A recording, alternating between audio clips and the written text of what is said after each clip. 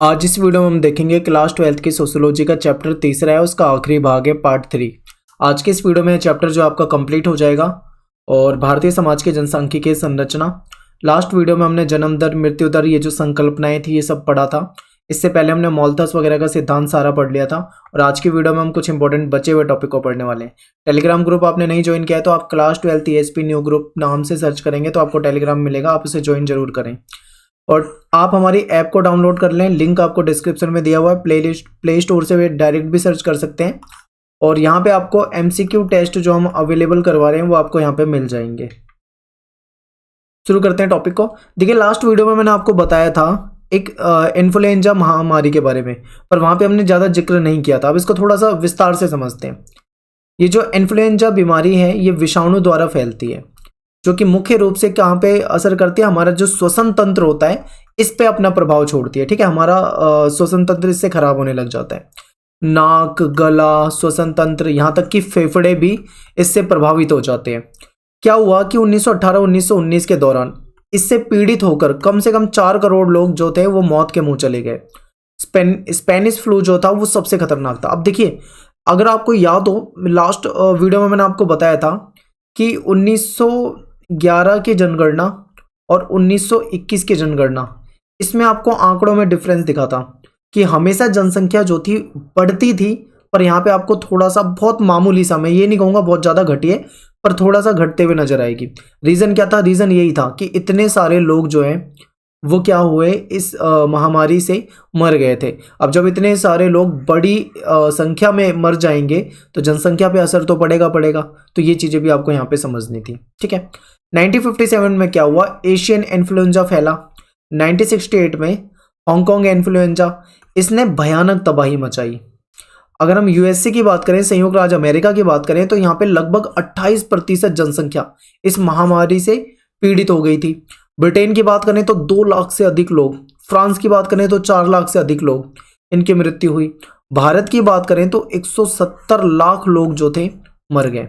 अब आप सोचो कि एक ऐसा भी दौर था जब महामारी फैलती थी और हजारों, लाखों, कहीं कहीं पे करोड़ों की संख्या में लोग मर जाते थे, क्योंकि वैक्सीन वगैरह अवेलेबल नहीं थी, कई तरह की स्वास्थ्य सुविधाएं अवेलेबल नहीं थी।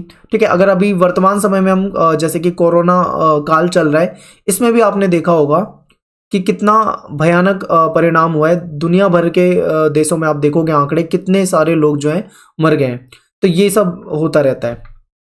अब आगे एक कारण और है, ये देखिए, ये जितने भी कारण है ना, जैसे महामारी हो जाएगी, अकाल हो जाएगा, ये कुछ ऐसे कारण हैं जिससे कि जनसंख्या प्रभावित होती है। ठीक है, लोग जो होते हैं बड़ी भारी संख्या में मारे जाते हैं, आप ऐसा समझ सकते हैं इसे।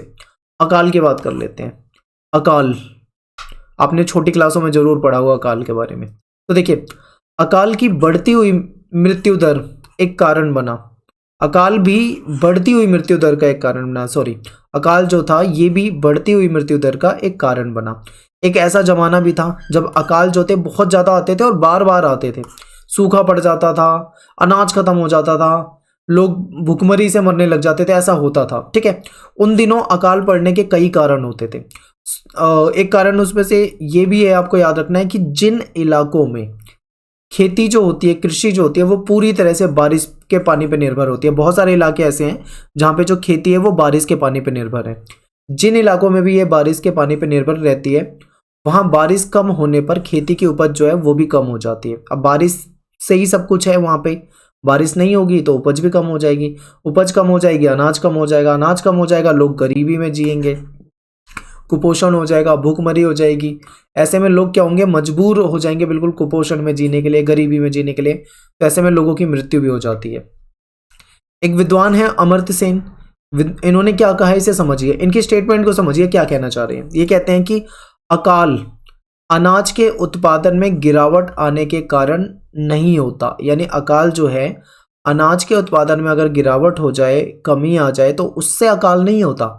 ये कहते हैं बल्कि ये भोजन खरीदने या किसी तरह से प्राप्त करने के लोगों की अक्षमता के कारण होता है। जब लोग भोजन खरीद ना पाए, ठीक है, यानी कि जो भी अनाज वगैरह उसको खरीद ना पाए या फिर उसको प्राप्त ना कर सके, ये सबसे बड़ा कारण होता है अकाल का। ये कौन कहते हैं? अमर्त्य सेन कहते हैं। ठीक है, तो ये स्टेटमेंट वगैरह भी आप याद रखें। देखिए ये चैप्टर आपको सारे पढ़ा रहा हूँ, आप वीडियो को बहुत ध्यान से देखें, एक बार एनसीईआरटी पढ़ लें, बहुत ही सिंपल क्वेश्चन आते हैं यहाँ से। तो आपको पेपर, जब मैं आपको कुछ मॉडल पेपर कराऊंगा सिलेबस होने के बाद, तो आप देख लेना प्रीवियस ईयर के 2-4 क्वेश्चन पेपर दिखाऊंगा आपको, इंपॉर्टेंट क्वेश्चन काफी सिंपल आते हैं, बस आपको समझते हुए चलना, बहुत ही आसान सब्जेक्ट है। आगे देखिए, लेकिन जब कृषि में धीरे धीरे सुधार होने लगा, उत्पादन बढ़ाने के लिए सिंचाई के साधन का विस्तार किया गया, सिंचाई के साधनों को बढ़ाया गया, खाद वगैरह और वो जो कृषि में टेक्नोलॉजी का इस्तेमाल किया जाने लगा, और रोड वगैरह ठीक हो गए, संचार के साधनों में सुधार किया गया, तो इसके बाद अकाल जैसी जो समस्या थी वो धीरे धीरे क्या होने लगी? कम होने लगी।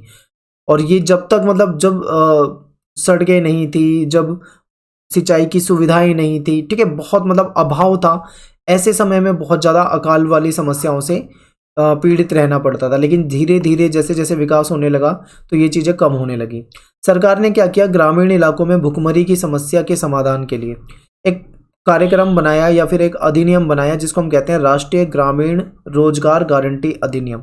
आपको पता होगा गांव वगैरह में जो लोग होते हैं उनके पास रोजगार की काफ़ी कमी होती है, ठीक है, इसीलिए गांव से लोग शहरों की तरफ आते हैं रोजगार की तलाश में। तो ऐसे में सरकार ने प्रोग्राम ये बनाया है ताकि गांव में लोगों को रोजगार की गारंटी दी जाए कि अगर साल में 365 दिन होते हैं तो उसमें से कुछ दिनों तक, ठीक है, पूरे 365 दिन नहीं, कुछ दिनों तक उनको रोजगार की गारंटी दें कि भाई हम इतने दिनों तक आपको रोजगार जरूर देंगे, ठीक है, एक लिमिटेड टाइम के लिए।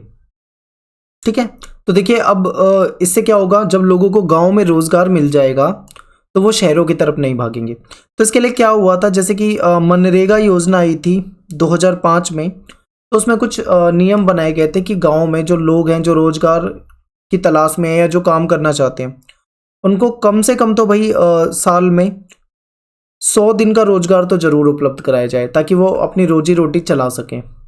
आगे देखिए, भारत के राज्यों के बीच प्रजनन दरों के मामले में अत्यधिक भिन्नताएं पाई जाती हैं। अब अलग अलग राज्यों में प्रजनन दर जो होती है वो अलग होती है, अलग अलग राज्यों की जनसंख्या जो होती है वो अलग होती है। अगर हम यहाँ पे बात करते हैं आंध्र प्रदेश की, हिमाचल प्रदेश की, पंजाब, तमिलनाडु, पश्चिम बंगाल जैसे कुछ राज्य, तो ये कुल प्रजनन दर का इनका जो प्रजनन दर है वो 1.7 तक नीचे लाने में सफल हुए, यानी अपने प्रजनन दर को कंट्रोल करने में कुछ राज्य जो हैं वो सफल हुए। अब एक चीज़ यहाँ पे ध्यान दीजिए, ये जो मैं आपको एनसीईआरटी की कटिंग दिखा रहा हूँ ये 2020 फेब के आसपास की है। अगर आपके पास कोई पुरानी एनसीईआरटी है जो 2020 से पहले की हो, 12, 14, 15, 16 के बीच वाली, तो यह आंकड़े थोड़े बहुत अलग मिल सकते हैं। इसीलिए मैं आपसे कह रहा हूँ, अगर आपके पास पुरानी एनसीईआरटी है तो लेटेस्ट एनसीईआरटी के चैप्टर आप डाउनलोड कर लो एनसीईआरटी की वेबसाइट पे जाके, ठीक है, ताकि आपको आंकड़े जो अलग अलग ना लगे। तो कुछ राज्य ऐसे हैं जो अपनी प्रजनन दर को कम करने में सफल हुए हैं। इसका अर्थ ये हुआ कि इन राज्यों में औसत स्त्री, एक एवरेज स्त्री जो है वो 1.7 बच्चे ही पैदा करती है, लगभग 2 बच्चे के आसपास, ठीक है, जो कि प्रतिस्थापन स्तर से नीचे है। प्रतिस्थापन स्तर मैंने आपको कल की वीडियो में बताया था लास्ट पार्ट में कि एक जब मतलब ऐसा होता है जब जितने लोग मरते हैं उतने ही बच्चे जन्म लेते हैं, तो एक तरह से जनसंख्या जो होती है स्थिर होने लग जाती है, ठीक है, या फिर काफ़ी मतलब उसके बीच में जो बैलेंस है वो बिल्कुल मतलब कम, मतलब एक ऐसे लेवल पे पहुंच जाता है कि जनसंख्या ना तो बढ़ ही रही होती है ना ही घट रही होती है, आप ये समझिए। तो ऐसे में प्रतिस्थापन स्तर कह सकते हैं उसे। केरल की कुल प्रजनन दर भी प्रतिस्थापन स्तर से नीचे है, जिसका तात्पर्य अर्थ ये होगा कि भविष्य में जनसंख्या जो है धीरे धीरे कम होगी वहाँ की। लेकिन कुछ राज्य, देखिए ये सभी राज्यों में ऐसा नहीं है, कुछ राज्य और भी हैं जैसे कि बिहार, मध्य प्रदेश, राजस्थान, उत्तर प्रदेश, ये कुछ ऐसे राज्य हैं जहाँ पे 2009 में भी प्रजनन दर जो है वो 3 से ऊपर थी। यानी कि अगर आप केरल और उत्तर प्रदेश को तुलना करोगे तो केरल में जनसंख्या आने वाले समय में धीरे धीरे कम होगी, लेकिन उत्तर प्रदेश में जनसंख्या बहुत ज़्यादा बढ़ रही है। आप समझो क्यों, ठीक है, ये साक्षरता का अभाव और इसके पीछे और भी कई कारण है। आगे देखते हैं, वर्ष 2009 में देखिए क्या हुआ। वर्ष 2009 में इन राज्यों की प्रजनन दर 3.3, 2.8, 2.7 और 3.1 थी। वर्ष 2015 के जो आंकड़े आए उसके अनुसार भारत में जन्म दर कुल 20.2% है, इससे ग्रामीण क्षेत्रों में क्या हुआ कि जन्म दर 22.4 और नगरीय क्षेत्रों में 17.3 थी। भारत में सबसे अधिक जन्म दर उत्तर प्रदेश और बिहार में है। यहाँ पे देखिए एक चीज और समझनी है आपको कि जब आंकड़े आप ध्यान से देखोगे अलग अलग ईयर के, तो आपको आंकड़ों में अंतर दिखेगा।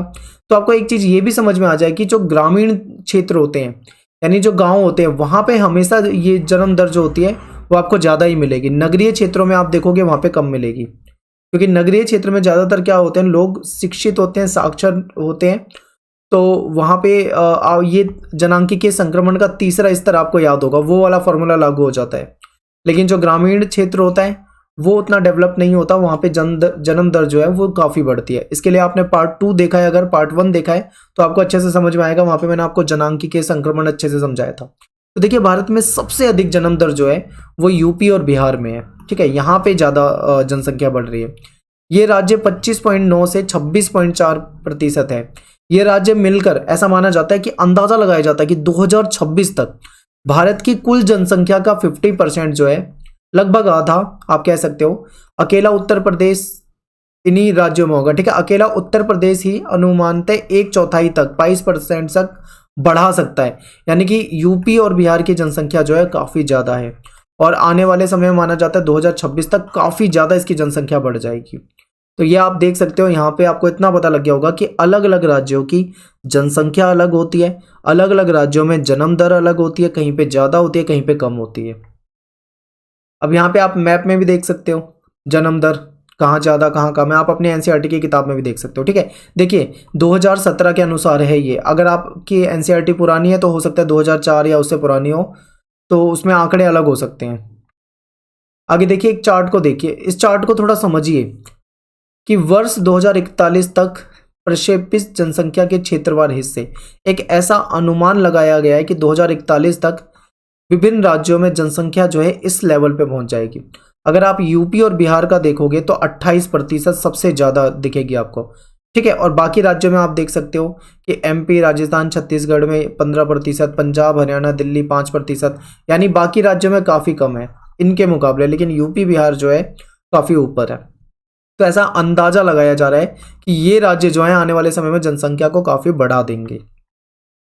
आप यहाँ पे देख सकते हो, ये पूरा का पूरा डाटा है आपके सामने। ठीक है, चलते हैं आगे, समझते हैं। अब बात करते हैं भारत की जनसंख्या की आयु संरचना के बारे।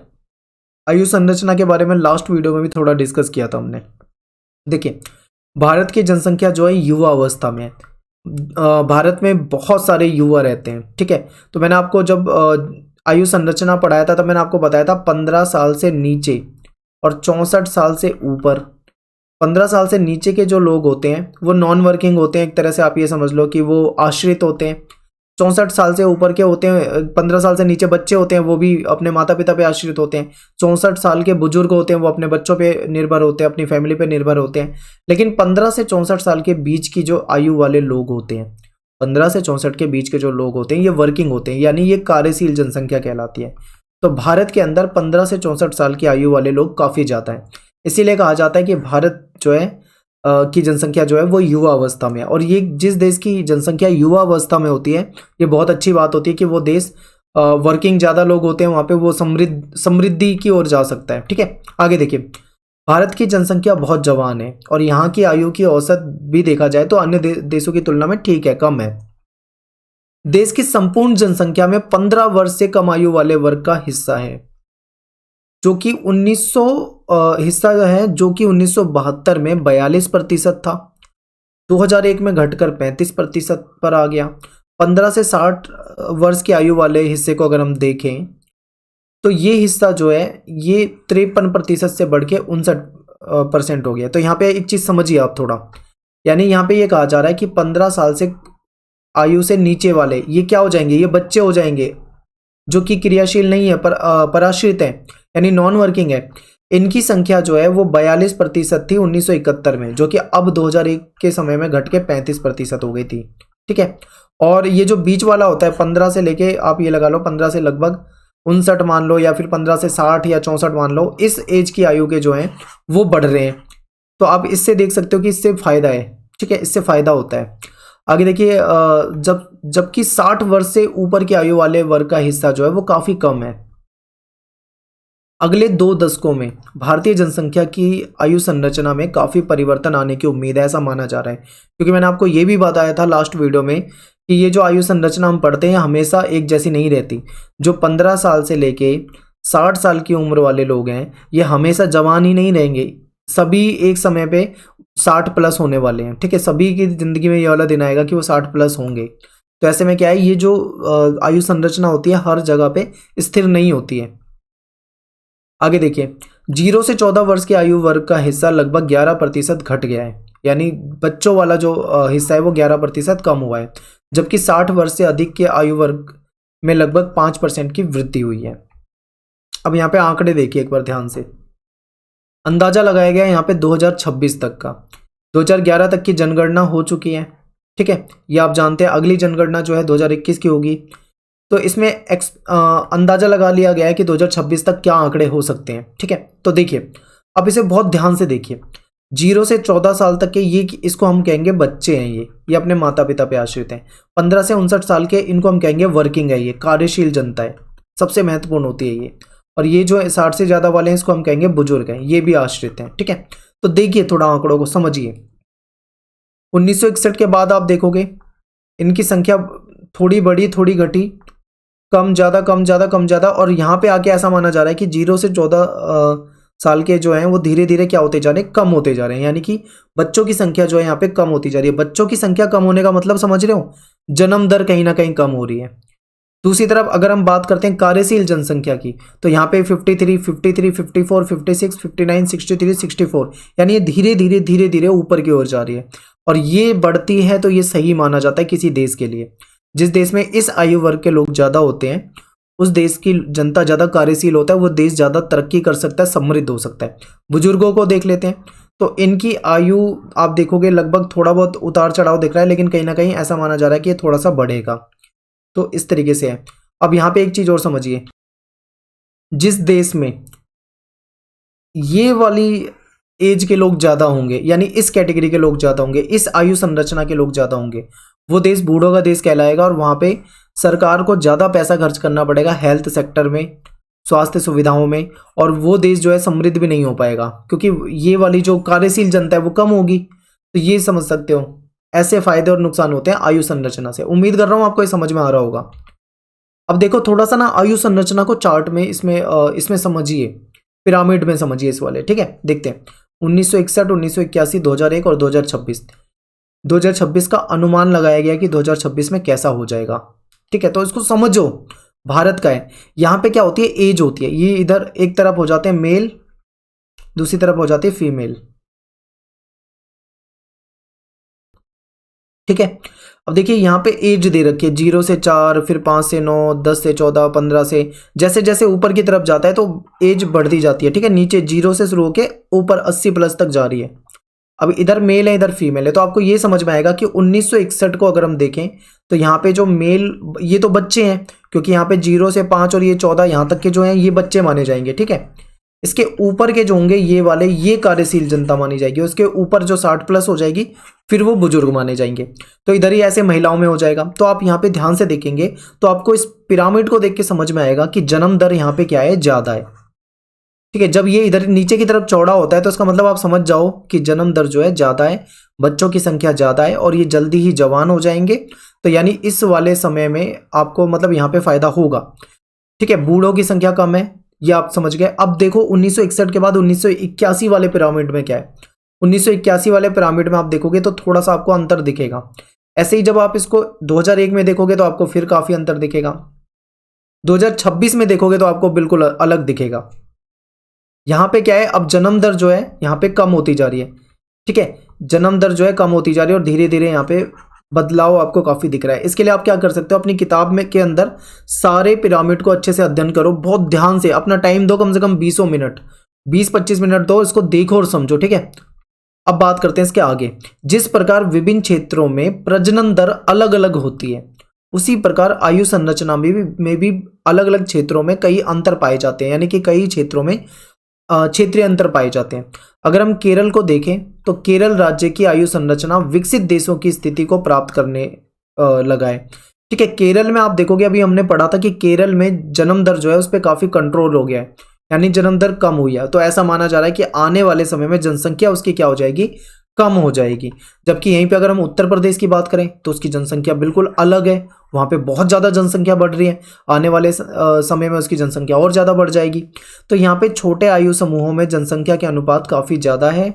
उत्तर प्रदेश की बात कर रहा हूँ, ठीक है। उत्तर प्रदेश को देखें, बिल्कुल अलग है। यहाँ पे छोटी आयु का जो आयु समूह है उसकी जनसंख्या बहुत ज़्यादा है, और बूढ़े आयु समूह की अनुपात जो है, समूह का अनुपात जो है वो कम है।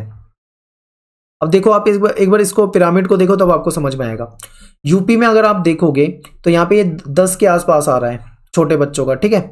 तो यहाँ पे आप देखोगे कि यहाँ पे कहीं ना कहीं जन्म दर जो है आपको ज़्यादा दिखाई दे रही है। ध्यान से देखो इसे, यहाँ पे देखो जन्म दर आपको बढ़ती हुई दिखाई दे रही है। जितना ये चौड़ा हो जाएगा नीचे से, जन्म दर जो है उतनी बढ़ती जाएगी, और जितना ये संकुचित होता जाएगा, छोटा होता जाएगा, कम होता जाएगा, जन्म दर उतनी कम होती जाएगी। और जन्म दर कम होने का मतलब है यानी कि वहाँ पे बच्चे कम पैदा हो रहे हैं या कम पैदा किए जा रहे हैं। तो बच्चे कहाँ पे कम पैदा किए जाते हैं? आपने देखा होगा जनांकी संक्रमण का तीसरा चरण आपने देखा था, जब लोग एजुकेटेड हो जाते हैं, जब लोग शिक्षित हो जाते हैं, जब लोगों के पास संसाधन हो जाते हैं, जब कोई स्थान डेवलप होने लग जाता है, तो वहाँ पे बच्चों की जो जन्म दर है वो धीरे धीरे क्या होने लग जाती है, कम होने लग जाती है। तो केरल इस स्थिति में पहुँच चुका है, और इसीलिए माना जाता है कि केरल का आने वाले समय में इसकी जनसंख्या कम होगी। लेकिन उत्तर प्रदेश की बात करें तो यहाँ पे जन्म दर काफ़ी ज़्यादा है, ठीक है। इसीलिए कहा जाता है कि यूपी जो है आने वाले समय में क्या होगा, जनसंख्या बढ़ेगी। तो ये आपको पिरामिड थोड़ा बहुत देखना आना चाहिए। बात करते हैं भारत में गिरते हुए स्त्री पुरुष अनुपात की, ठीक है। स्त्री पुरुष अनुपात क्या है, लिंग अनुपात क्या है, उसके बारे में देखते हैं। स्त्री पुरुष अनुपात जनसंख्या में लैंगिक संतुलन का सबसे महत्वपूर्ण सूचक होता है। अगर हम बात करें ऐतिहासिक दृष्टि की, अगर आज हम आज से 100 साल, 150 साल, 200 साल पीछे जाते हैं तो हमको पता लगेगा कि पुरुष अनुपात स्त्रियों के पक्ष में रहा है। यानी कि ये जो स्त्री पुरुष अनुपात जो था, स्त्री पुरुष अनुपात जो था, ये क्या था, महिलाओं के पक्ष में था। कहने का मतलब है कि अगर 1000 पुरुष होते थे तो 1000 पुरुषों के पीछे महिलाओं की संख्या 1000 से ज़्यादा रहती थी। समझिए इस चीज़ को, कल की वीडियो में भी बताया था। यानी यहाँ पे मेल और फीमेल की बात करूँ, ये 1000 हैं, 1K हैं, तो ये क्या होंगे, ये 1K प्लस होंगे, यानी फीमेल उनसे ज़्यादा ही रहती थी, ऐसा कहा जाता है, ठीक है। लेकिन पिछली एक शताब्दी से कुछ अधिक समय में लिंग अनुपात जो है वो धीरे धीरे गिरने लगा है, कम होने लगा है। महिलाओं की संख्या धीरे धीरे कम होने लगी है। देखिए समझिए इसको, 20वीं शताब्दी के शुरू में भारत में 1000 पुरुषों के पीछे स्त्रियों की संख्या 972, यानी 1000 अगर पुरुष हैं तो स्त्रियों की संख्या 972 यानी कम है। 21वीं शताब्दी के शुरू में अगर हम देखें तो स्त्री पुरुष का अनुपात जो है, स्त्री पुरुष के अनुपात को अगर आप देखोगे तो यहाँ पे महिलाओं की संख्या 933 हो गई, यानी यहाँ से भी कम हो गई, 972 से 933 हो गई। 1961 में अगर हम देखें तो 941, धीरे धीरे घटती गई और 927 पे आ गई। 2001 में इसमें मामूली सी बढ़ोतरी हुई, लेकिन 2011 की जनगणना के अनुसार 1000 पुरुषों के पीछे 943 महिलाएं हैं। यानी कहीं ना कहीं जो लिंग अनुपात जो कभी महिलाओं के पक्ष में होता था, अब वो उनके अपोजिट हो रहा है, यानी पुरुषों की संख्या ज़्यादा हो रही है, महिलाओं की संख्या कम हो रही है। इसके लिए आप एक टेबल देख सकते हो, यहाँ पे समझिए थोड़ा सा गिरता हुआ लिंग अनुपात।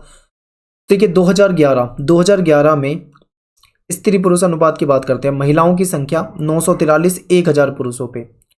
इससे पहले 2001 में ये 933 थी। आप यहाँ से देखो 1901 से देखना शुरू करो, 972, 964, 955, 950, 945। आप ध्यान से इसको देखोगे बहुत अच्छे तरीके से तो आपको ये धीरे धीरे घटता हुआ ही नजर आएगा, ठीक है।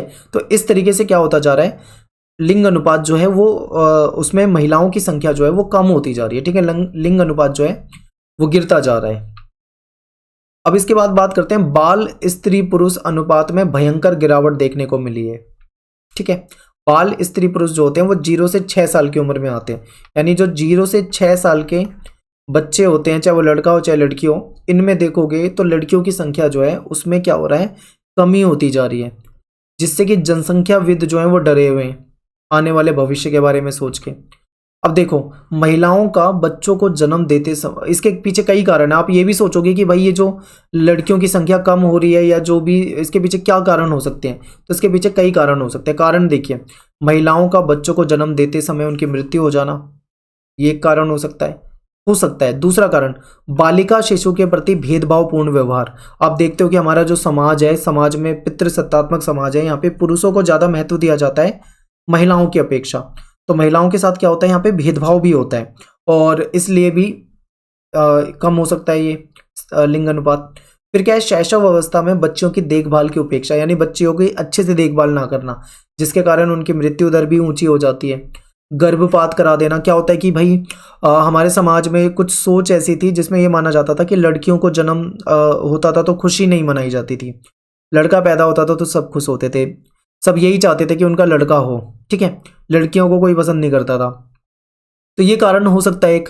और पहले क्या होता था, जो अभी भी शायद होता होगा कहीं, इलीगल है वैसे तो ये सब, गर्भ में पल रहे बच्चे का लिंग की जांच करवा लेते थे, यानी पता करवा लेते थे सोनोग्राफी के जरिए, अल्ट्रासाउंड वगैरह के जरिए कि जो गर्भ में बच्चा पल रहा है वो लड़का है या लड़की। अगर वो लड़की होती थी तो उसका गर्भपात करवा देते थे महिला का, ठीक है, जिससे कि वो बच्ची को पेट में ही मार दिया जाता था। तो इस तरीके से भी लिंग अनुपात जो है वो महिलाओं की संख्या जो है वो धीरे धीरे कम होने लग जाती है। तो इसके पीछे कई सारे कारण हो सकते हैं, ठीक है। और कारण ये भी हो सकते हैं क्योंकि लोग ये सोचते हैं कि लड़की है क्या करेगी, ये चूल्हा चौका ही करना है, इसको शादी करेंगे दहेज देना पड़ेगा, मतलब कई तरह की चीज़ें हैं जो लोग सोचते थे। अब हालांकि माहौल बदल रहा है, ठीक है, धीरे धीरे लोगों का नज़रिया बदल रहा है, लेकिन पहले ऐसा था। तो इसका ये भी एक कारण हो सकता है।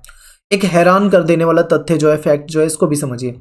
निम्नतम बाल स्त्री पुरुष अनुपात जो है वो भारत के सबसे समृद्ध क्षेत्रों में पाया जाता है। मान लो अगर ये बहुत दबे कुचले गाँव में हो, कहीं ऐसी जगह हो तो चलो अजीब भी ना लगे, लेकिन ये ऐसी जगहों में पाया जाता है जहाँ पे काफ़ी ठीक माना जाता है। जैसे मान लो पंजाब में, हरियाणा में, चंडीगढ़ में, दिल्ली में, ऐसी जगह में पाया जाता है। ये थोड़ा हैरान करने वाला है।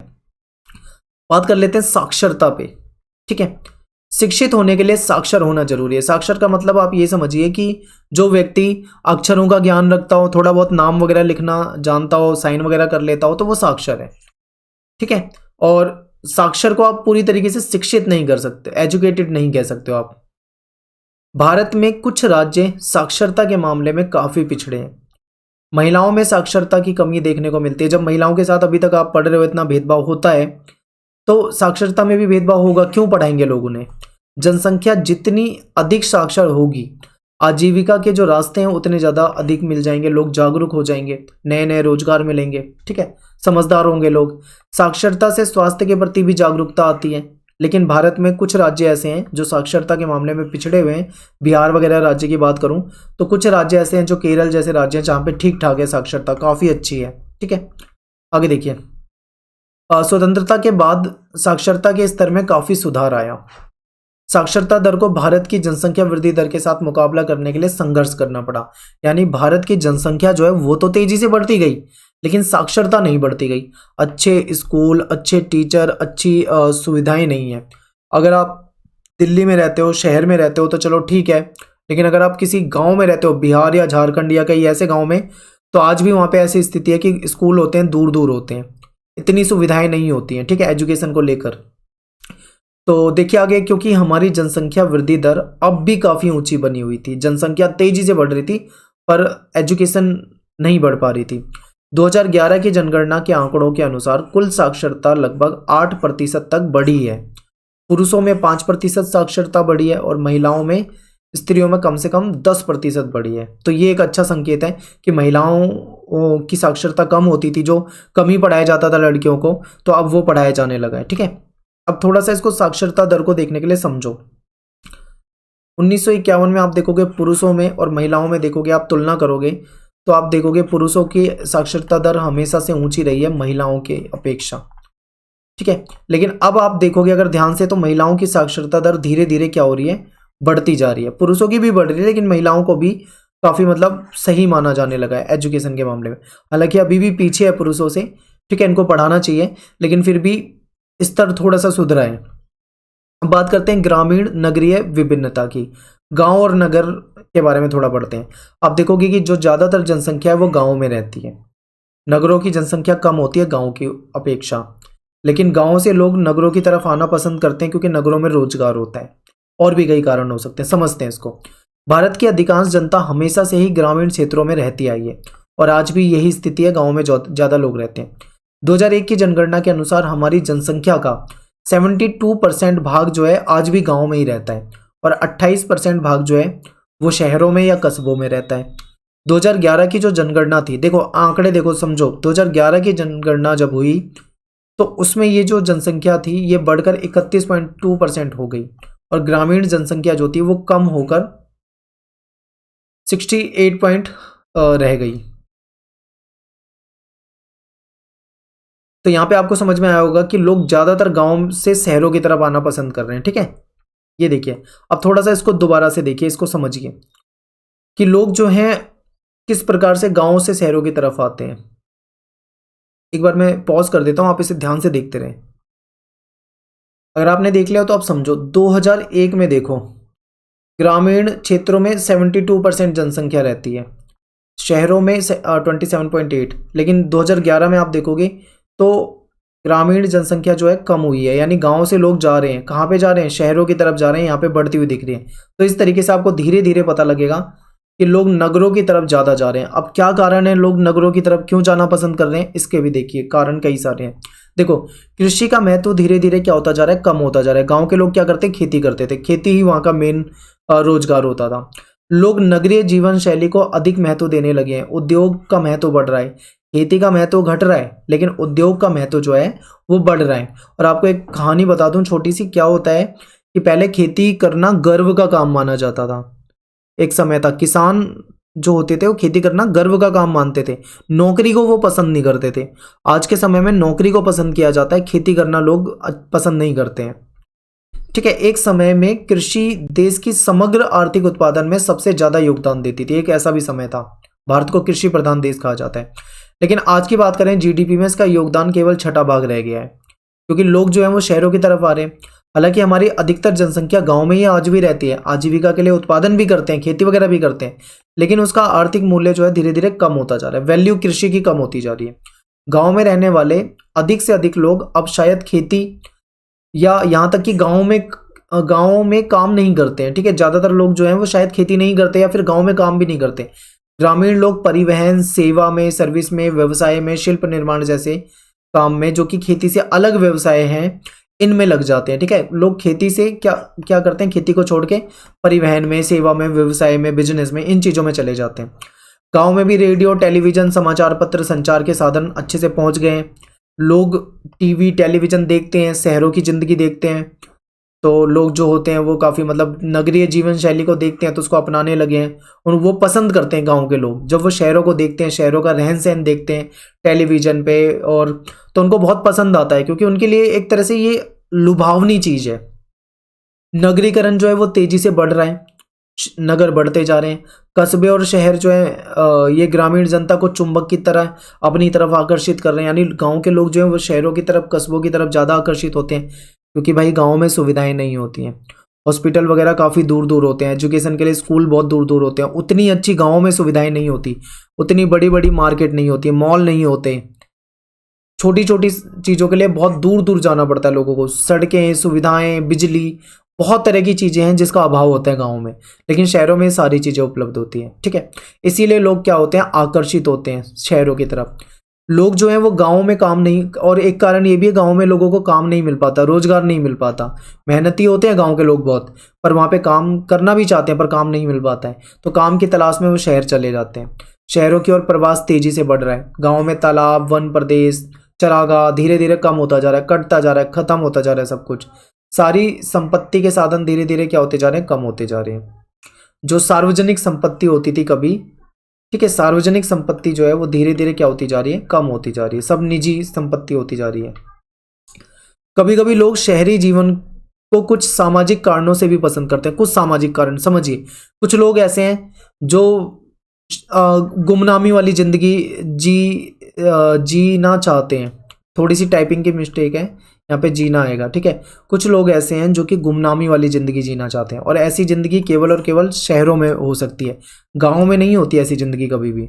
ठीक है, इसके अलावा अनुसूचित जाति, SC ST जो हैं, इनके साथ क्या होता है, भेदभाव होता आ रहा है, जातिगत भेदभाव। गाँव में ये भेदभाव होता है, शहरों में ये चीज़ें नहीं होती। शहरों में कोई किसी की जाति और जाति को लेकर कोई मतलब इतना भेदभाव नहीं करता है गाँव में, लेकिन ये चीज़ें होती हैं।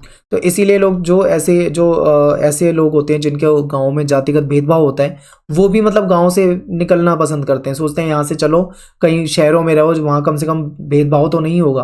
तो ये भी एक कारण बन सकता है।